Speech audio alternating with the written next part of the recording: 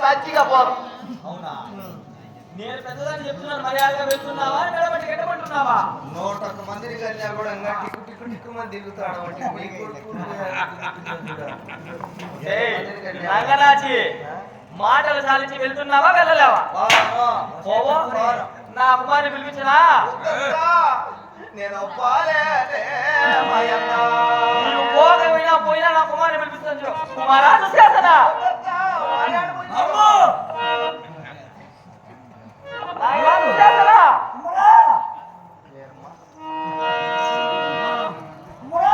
కుమారా నైనా రా.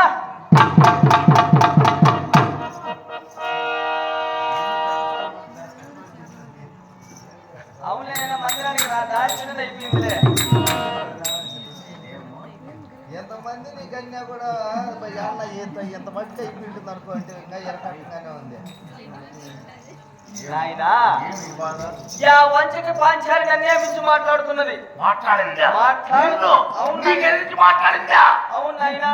కాదమ్మా, నువ్వు ఎప్పుడు ఆపిలే తింటావు కదా? అవును, ఆపిలే లేదు, ఆపిలే తింటుంది మా అమ్మ.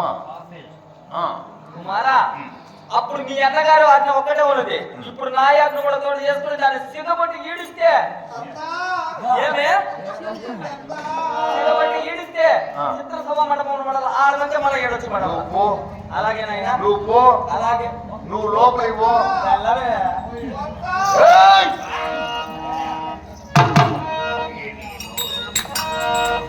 ఎంతవరకు మా అన్న ఆజ్ఞ ఒకటి, ఇప్పుడు మా తల్లి ఆజ్ఞ వచ్చింది. యాడికి పోతావు? మమ్మల్ని కాదు ఎక్కడికి పోలేవు.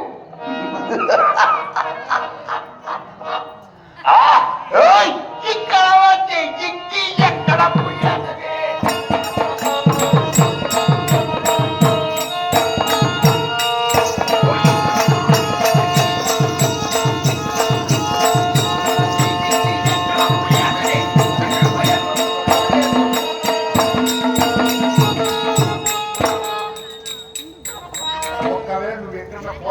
అనుకో, నేను పోలేము.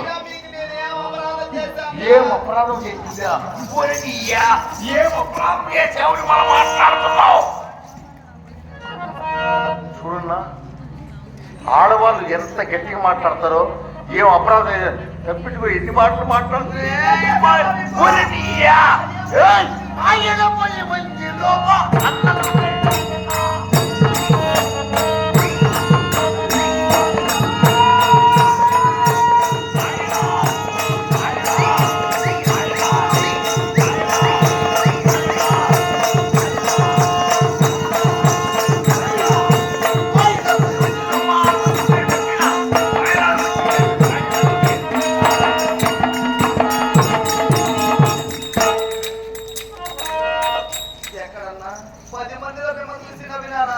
రోజు మా అన్నను చూసి గేలి చేసి పక్కా పక్కాలు నవ్వితే మాయలాడి వచ్చే తక్కులాడి వచ్చే మాయలాడి. నువ్వు నవ్వలేదా? ఇప్పుడు నవ్వు పడుతుంది, ఇప్పుడు నవ్వు పడుతుంది. ఇప్పుడు గీరుకో.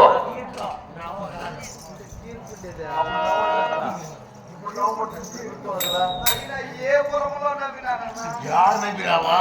అది నీకు తెలీదా? ఎంత తలుపు ఎంత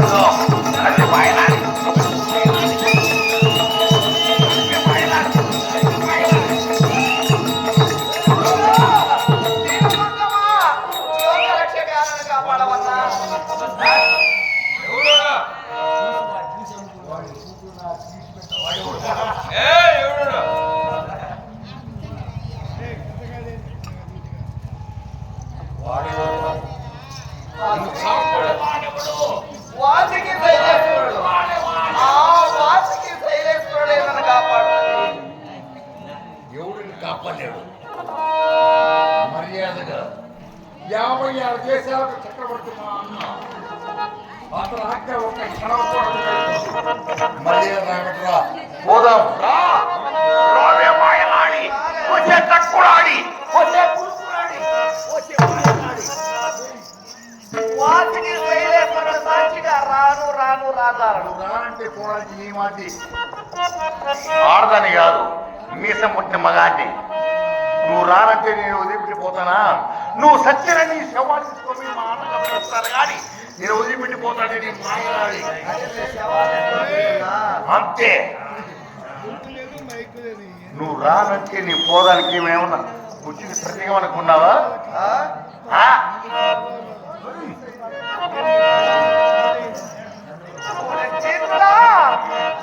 నేను మీకేం చేశాను?